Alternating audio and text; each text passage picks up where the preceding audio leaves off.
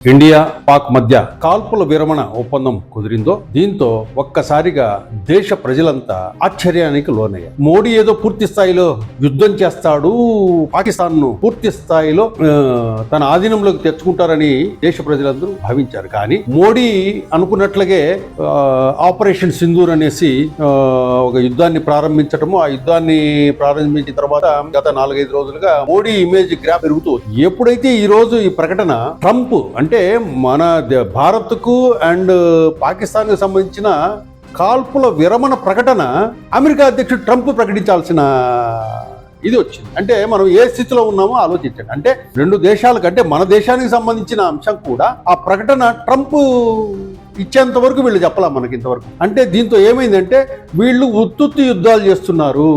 మోడీ ఏదో యుద్ధం అనేసి దేశ ప్రజల్ని తన రాజకీయ బెనిఫిట్ కోసమో దేనికోసమో యుద్ధాన్ని వాడుకుంటున్నాడు అనే భావన ప్రజల్లో కలుగుతా ఉంది. మొన్ననే పెహల్గాంలో 27-28 మందిని హిందువుల్ని కాల్చి చంపారనేసి దేశమంతా బాధపడి చేస్తే దానికోసం అంటూ అంత సీరియస్గా యుద్ధం ప్రకటించిన మోడీ ఉన్నట్లు ఒక్కసారిగా నీరు గాడిపోవడం వెనక ఇదేమైనా పొలిటికల్ బెనిఫిట్ కోసమే దీన్ని ఆపాడా?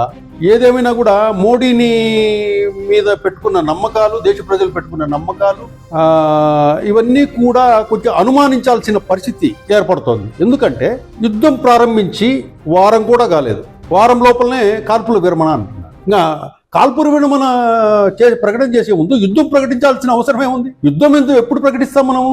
ఇది దేశ ప్రజలు జీర్ణించుకోలేకున్నారు. మోడీ ఏదో డ్రామా ఆడుతున్నాడు. మోడీని నమ్మేది ఎలా?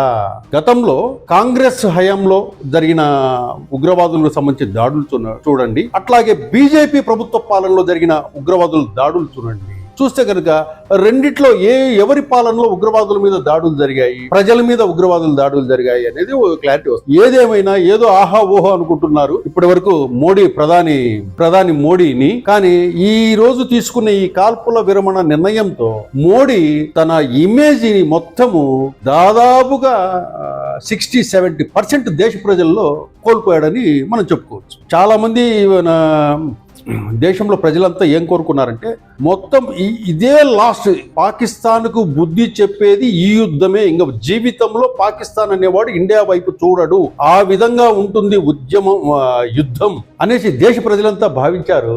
కానీ మోడీ రాజకీయంతో దేశ ప్రజలంతా కూడా ఏదైతే ఆశించారో భంగపాటుకు గురయ్యారని మనం చెప్పుకోవచ్చు. ఇంకా రాబోయే రోజుల్లో మోడీ ఏదైనా నిర్ణయం తీసుకున్నా, మోడీ ఏదైనా చెప్పినా కూడా నమ్మే పరిస్థితుల్లో దేశ ప్రజలు లేరని మాత్రం మనం ఘంటాపదంగా చెప్పుకోవచ్చు.